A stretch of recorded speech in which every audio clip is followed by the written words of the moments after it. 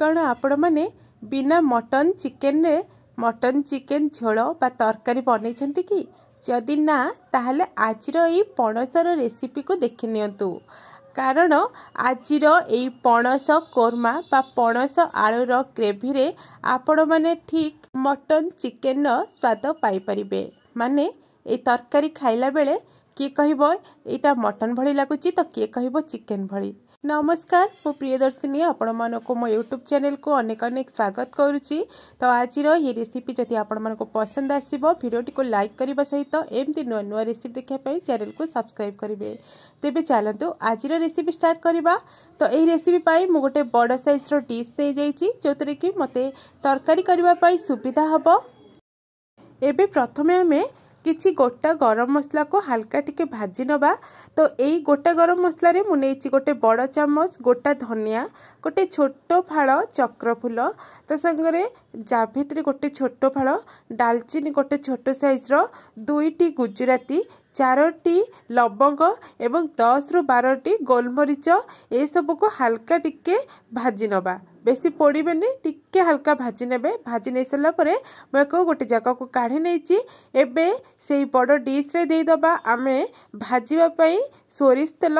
तो आपण माने चाहिए रिफाइन तेल मध्य यूज करि परिबे। तो एठी तेल परिमाण टिके अधिक नहीं। प्रथमे आमे एई पियाज को भाजी नबा। एठी मो 4टी बड़ साइज रो पियाज नहीं।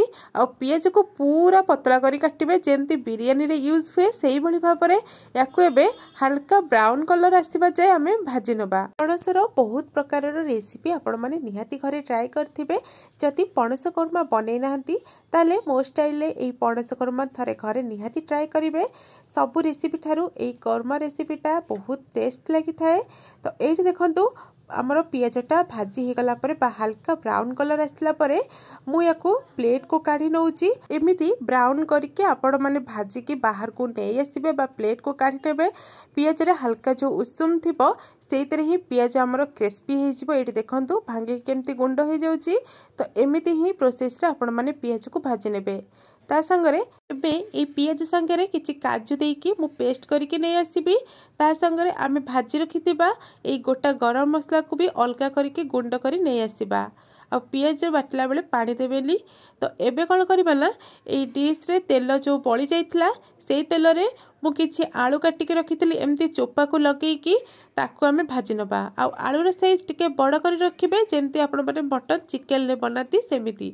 हल्का टिके लूण देबे एवं हळदी देकी आकू भलो भाबरे टिके भाजी नै आसीबे। पणस कोरमा रे आलू बिल्कुल भी पड़ेनी, खाली पणस रही थाए। किंतु मु एठी आलू ऐड करछि कारण आलू झोल आम ओडिया मानकर बहुत ही पसंद। आपण माने खाली पणस रे करबा को चाहिए आलू को स्किप करि परिबे। तो एठी आलू मु भलो भाबरे भाजी नै साला परे बाहर को काढी नै आछि। एपटे पणस को मु काटिकी ताकू किछि समय हळदी पानी रे भिजेकी रखी नैतिली। एबे ताकू छाणीकी नै आछि। आ पणसर साइज एठी देखंतु बेसी बड़ नुह कि छोट नुह, मीडियम साइज रे रखिबे। सेटा कोरमा पाई देखिया पाई बा खाइबा पाई भलो लागे। तो एठी सेम प्रोसेस रे आलू को आमे जेमती भाजिले सेई तेल रे मु पणस को मते हल्का टिके लूण देकी भाजी नेबी। कारण आगरु मते आमे हळदी पानी रे आकू भिजेकी रखिथिले। तो एठी आकू जेमती टिके नाली पड़िया जाए पणस को भाजी नबा। बाहर होटेल मानकरे पणस आलू को एमिति छणा जाए किंतु अधिक तेल नष्ट हो बोली मु एको हल्का टिके भाजी नउची भलो भाबरे। भजा सरला परे आकु मध्य गोटे बड़ कंसा को काढ़ी नैची। बे डिश रे मु आउ 3 चम्मच तेल देकी सेथिरे 2टी तेजपत्र, गोटे बड़ चम्मच जीरा एवं अदा रसुण रो पेस्ट दे दउची। एठी पाखापाखी 4 बड़ चम्मच अदा रसुण रो पेस्ट नैची। तरकारी रे मु आदौ टमाटो यूज करिनी कारण आमे एथिरे दही यूज करिबा। तो एठी अदा रसुण रो पेस्ट को हल्का टिके भाजी नेला भितरे मु एपटे देखंतु गोटे बड़ बाउल रे 1.5 कप आमर दही नहीं। आ दहीटा फ्रेश रहिबा दरकार, बिल्कुल भी खट्टा जेमती न रुहे नहले तरकारी खट्टा लागिबो। तो ये दही रे मु दे दोची हळदी पाउडर एवं काश्मीरी लंका पाउडर एवं अल्प टिके आमर राग लंका पाउडर। एबे ए सब को आमे भलो भाबरे फेंटी नबा बा मिसेई नबा। जो खंड खंड अंश दही रे रहिची सेटा पूरा प्लेन पळे आसीबो। तो एठी देखंतु मु दही को भलो भाबरे मिसेई नेची। एपटे अदा एवं रसुण मते भलो भाबरे भाजी ही गलानी। एबे आमे एतरे मिसेकी रखिथिबा दही को दे दबा। दही को आपण माने एमिति डायरेक्टली पकेबेनी, सेतिरे एमिति लंका गुंड हळदी टिके मिसेकी पकेले कोन हबो ना दही रे टिके छिंडीबनी। नहले गरम तेल रे जदि दही पकाउछंती सेटा बेले बेले छिंडी जाए। એટલે हल्का आपण माने चाहिए बेसन मध्य गोळेकी दही रे आपण माने ऐड करि परिबे। तो ये आम भल भाव मसला सांगे मिसई नबा।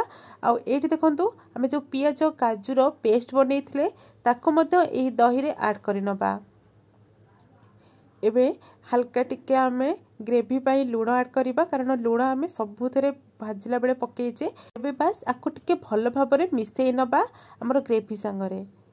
जेहेतु आम ए पानी देकी बाटी नथिले एटा टिके काठुआ रही, तो आपको भल भाव प्रथम मिसई नबा एवं याकू टिके आपण माने कसिया पई देबे, जेमती तेल गुड़ाक मसलारू रिलीज हो पार बाहरी पार। ये आपण माने देखि पारथिबे मसलार साइड रे एवं ऊपर हल्का हल्का तेल मध्य रिलीज हो गलानी। एबे हमें भाजिकी रखिथिबा पणस को सेथिरे ऐड कर नबा एवं ताको भल भाव मसला संगे मिसेइबा बा कसी नबा। एमिति 4 ରୁ 5 मिनिट आपण माने मसला रे एई पणस को भल भाव मिसेई नेबे बा कसी नेबे। मिसेई सल्ला परे 5 ରୁ 7 मिनिट पई मको कवर करके रखि नउची। एबे 7 ରୁ 8 मिनिट प्राय हे गलानी। पुणी थरे आको भल भाव गोड़े नबा। एबे हमें भाजी रखिथिबा आलू को मध्य एतरे देई दबा एवं आको भल भाव मिसेई नबा। जेमिति आपण माने मटन किंबा चिकेन को कसी कसी बनाती सेमिति एई पणस आलू को कसी कसी बनैले तार झोलर टेक्सचर बा टेस्ट बहुत भल आसीबो। एठी याको मध्य मु 5 ରୁ 7 मिनिट पुणी थरे कवर कर नैथिली। आ एठी देखंतु कवर खोली सल्ला परे एई पणस आलूर कसाटार कलर बहुत बढ़िया आसीची। बस 2 ରୁ 3 थर एमती कवर करके कसी नै सल्ला परे आमे एबे झोल बा ग्रेवी पाई पानी दबा। तो ठंडा पानी अपेक्षा आपण माने हल्का टिके नखौसुम पानी देबे, जहा फल कि ग्रेवीटा बहुत भल टिके थिक रहिबो बा बहलिया रहिबो। एबे पानी देई सारला परे आकु भल भाबरे टिके मिसेई नबा। मिसेई सारला परे पुणी थरे आकु किछि समय कवर कर नबा। एठी 10 मिनिट हे गलानी, तो मु कवर काढी नउची। जेहेतु आमर कर्म रे बेसी झोल दरकार नहीं, हल्का टिके ग्रेवी दरकार, तो मु हाई फ्लेम रे आकु भल भाबरे टिके फुटेई नैथिली। आ एठी देखंतु आमर पणसटा भी बहुत भल से सिजिबे, संगरे आलू मध्य भल भाबरे सिजी जाईची। लास्ट रे आमे जो गोटा गरम मसला को ग्राइंड करि नैथिले ताकू देई दोउची। आ एठी टिके दरदरा छेचा कर देईची, जहा फल रे कि तार बास्नाटा बहुत भल आसी थाए। ताकू भल भाबरे एबे टिके मिसेई नबा एवं मिसेई सारला परे कवर करके 5 ରୁ 10 मिनिट टिके रेस्ट दबा, कारण तरकारीटा टिके किछ समय रखी नेले झोलटा भी बहले आसताए, ता संगे तरकारीर कलरटा भी बहुत भल आसी थाए। एठी देखंतु फ्रेंड्स वो 5 ରୁ 10 मिनिट कवर करके रखी नै सला परे ए तरकारीर ग्रेवी ता संगे यार लुकटा केते बढ़िया आसी, केही देखिले ही जानि परिबेनी ये पणस तरकारी ना मटन चिकेन। तो याकू आमे गरम गरम एबे सर्व करबा। एही तरकारी रे खंड खंड आलू बहलिया झोल ता संगे मटन किंबा चिकेन भली देखा जाउतबा ए पणस तरकारी को देखिला मात्र के आपण मानको पाटी रे पानी आसी जिवो।